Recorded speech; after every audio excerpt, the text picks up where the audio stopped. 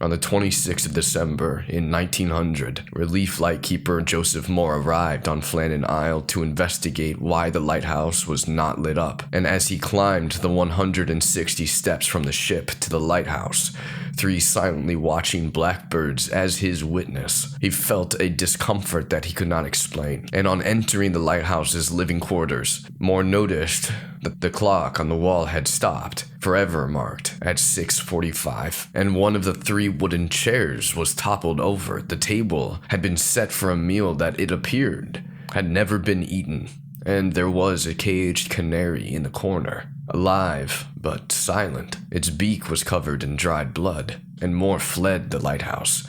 He reported his findings to the ship's captain, who then ordered some of his crew members to conduct a thorough search of the island, and under the watchful eye of the 3 silent blackbirds that perched on the cliff above, the men found no signs of missing keepers. The head of the investigation, and an associate of the missing men, Robert Murrahead, he reported that it seemed most likely that a raging storm was responsible for their disappearances. But despite this, still to this day, mystery surrounds the vanishing of the 3 keepers. But these are their journal entries, discovered by a birdwatcher on Flannan Isle named Beverly Huntly. Her name has been changed to protect her identity. But these are believed to be the haunting accounts of the missing keeper William MacArthur, and in them, they bring new light to a mystery that has lingered for over a century, and we're finally able to explore what horrors befell the 3 keepers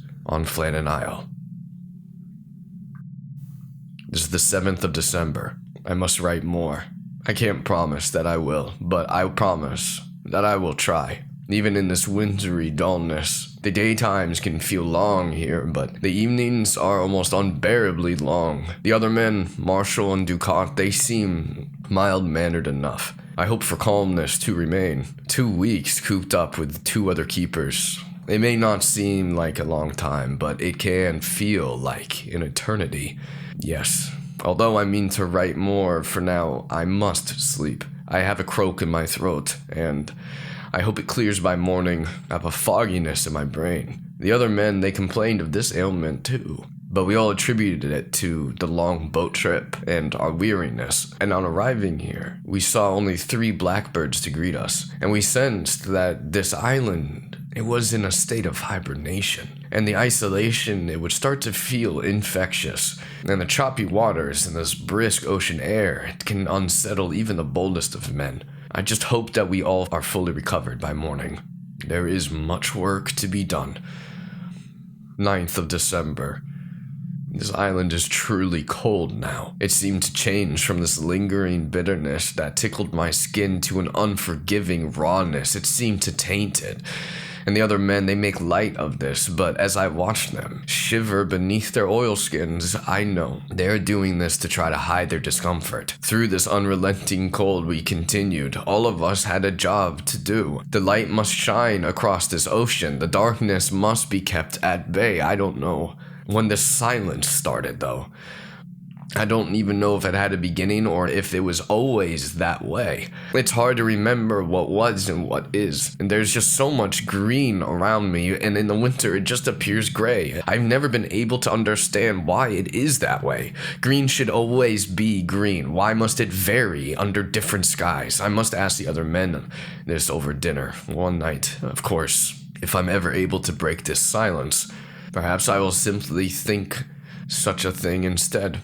Thinking it does less harm than speaking, especially in a place where words seem redundant. And as I look through this lighthouse window and I see the waves crash against the cliffs, I wonder why I cannot hear their ferocity.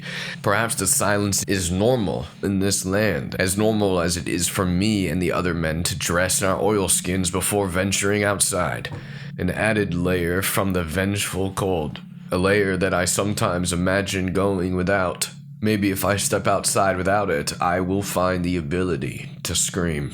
I must stop these idle thoughts. They do me no good. Perhaps tomorrow I shall hear the gulls squeak from the rocks, and then once again I will cherish the roaring of the lapping waves. 10th of December. I thought I heard one of the men laugh today. From the look in my fellow keeper's eyes, I was not alone. I'm sure he heard it too. And we looked at each other, and then we ate our pickled mackerel. The saltiness was stinging my throat. I looked at the clock on the shadowy white wall, and it was 6:45 again. Since I've been here, the bronze hands always seemed to be as such. It was as though this island knew no different. And as I finished my dinner, and I nodded at the men and I gestured up to the skies as signaling that I would go and conduct the relevant checks in the lantern room.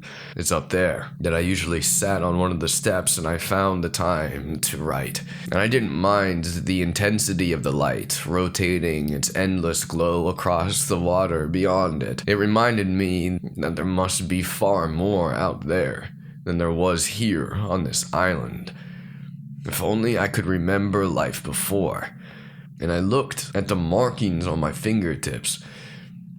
Neither letters nor numbers. They're more like symbols. I do not recall how I got them, only that the other men have them too. And I have caught the taller of the two men staring at my fingertips and then at his own. He only ever looks from mine to his, not the shorter man's. I should find this stranger than I do, yet I seem to accept it.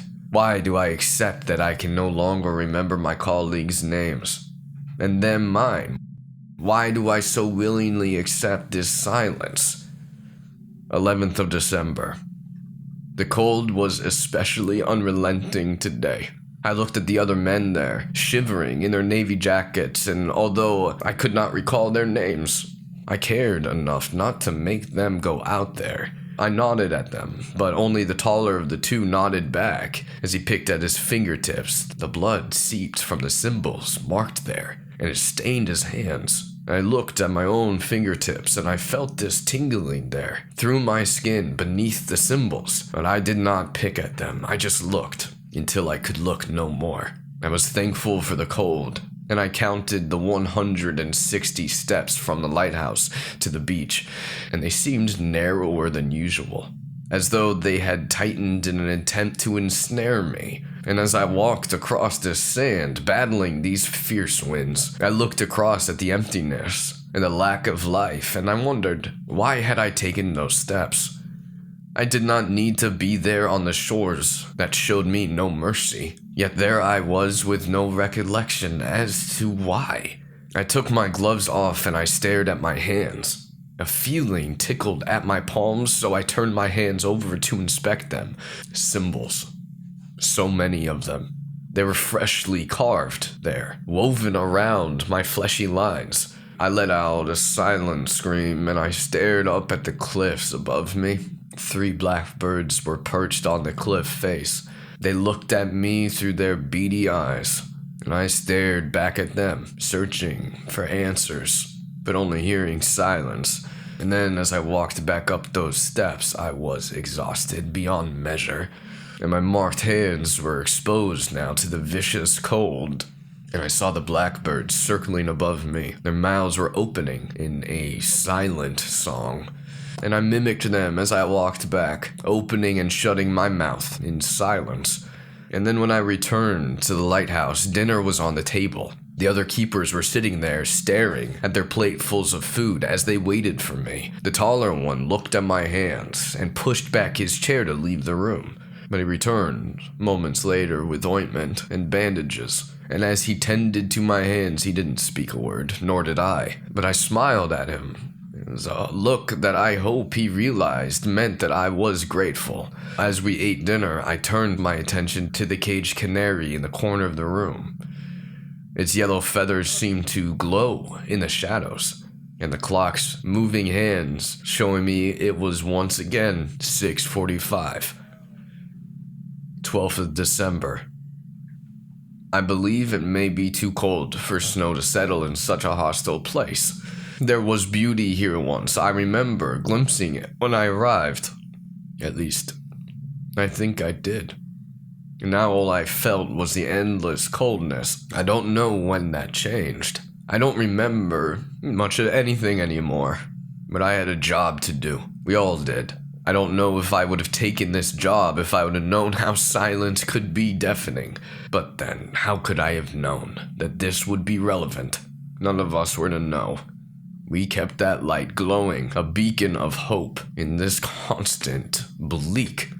And then we did our rounds, venturing into the cold to check that the supply boxes were securely bound in the rock crevice. And when it was my turn to do this, I always thought about the bitter winds. They could claim me if they wanted to. They could claim any of us. And I peered down at the jagged rocks, and I imagined my body being sprawled there, and in my mind took the form of a symbol, identical to the symbol on both my middle fingers and my right palm. My imagination was getting the better of me, a sign of the cold, or just my own misery. I had another life before I came to this place. Of that I am almost certain. A life where through the silence I had a name, and now I must keep the light shining brightly. In light, the shadows cannot fully exist. 13th of December. My hands are troubling me. It's not that they hurt, but more that I don't feel them at all. Maybe the constant silence dulls out pain too. I inspect my hands often, and so I see does the yellow canary. In its cage, it remains silent, void of its birdsong, and I watch the shorter of my colleagues feed it seeds through the bars. And as the bird finished off the seed, it continued to peck through human flesh. I see the gloss of red on its beak, but it does not relent, and the shorter man does not pull away. And I know then that this man does not feel anything either, but perhaps like me, he secretly longs for something more. 14th of December. The taller man is putting on his oilskins. There's no sign of the shorter man, but I see specks of blood on the floor. I crouch down to look at them, certain that I see a symbol in the blood, and I point from it to my palm. They're a clear match. The taller man does not seem interested in this. His attention is on the birdcage, where instead of a bird with yellow feathers, there now perches a blackbird. Its beady eyes inspect us as it pecks at the bar. Silent pecks, that they seem to burrow in my mind, and the taller man seems transfixed by this, and he walks over to it, and he crouches in front of the cage, and he peers through the bars. Black feathers poke through the gaps, gently brushing his face in this shadow of plumage, and the light flickers above me. It's giving off this impression that something is dancing in the twisted staircase. I go to it, knowing that I must fix the light. There is a burning smell in the lantern room. In the light, it seems as dull as it does bright. And as I stare at it, it grows brighter, and my fingertips begin to tingle. And I know that like a helpless insect to a flame, for now, this is where I must be. 15th of December. The clock said 6:45, and I looked at the table, set for 3. The bird in the cage stared at me. Its beak was covered in dried blood, and its eyes were hungry for more. It was yellow, verging on golden, a canary that didn't sing, and the shorter man had vanished. I presumed he was out there in the cold, checking our supplies, and the taller man sat opposite me, wearing oilskins specked in something vibrant red. His hands were covering his face, only leaving gaps in his eyes so he could look at me. I yearned for food so much, saliva was dribbling down my chin. I used the little energy that I had to wipe it away. We longed to eat, but how could we eat when one of us was missing? I wanted to snap from this plight, to break free of it. I kicked my chair back, and I'm watching it topple over in silence. And then I grabbed a handful of crackers and I walked toward the door. And the taller man stopped me. He was threading his fingers around my wrist as he mouthed something to me. I only wish I knew what he meant. I stayed there, crumbling the crackers in my hand as I watched the taller man leave the lighthouse and let the wind take him in its grasp. That night the storm raged silently outside, streaking rain across the windows in a work of ruthless beauty.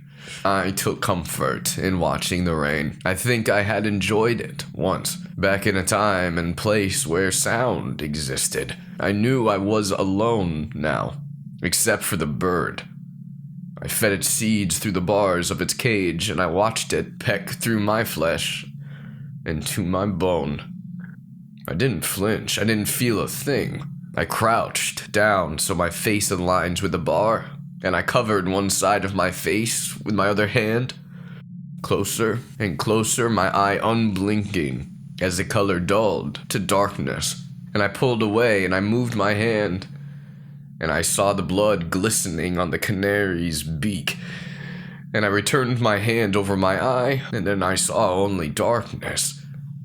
And I switched it like this, flipping my hands between color and darkness, until as the colors seemed vivid around me, the light dulled to nothing.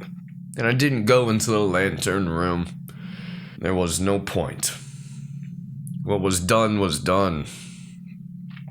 Instead, I walked outside in just my vest and navy trousers. I walked without thought. I was letting my feet lead the way. The silence followed me, but then it never left. I walked across the island, my feet were finding the way, and went down those steep steps to the shoreline, counting them inside of my head. The blackbirds were circling above me, shadow puppets in the night. I did not blame them for this. I blamed myself. A blame that I did not understand. I wept silent tears as I let the water lap over my bare feet. I wept for those men whose names I did not know.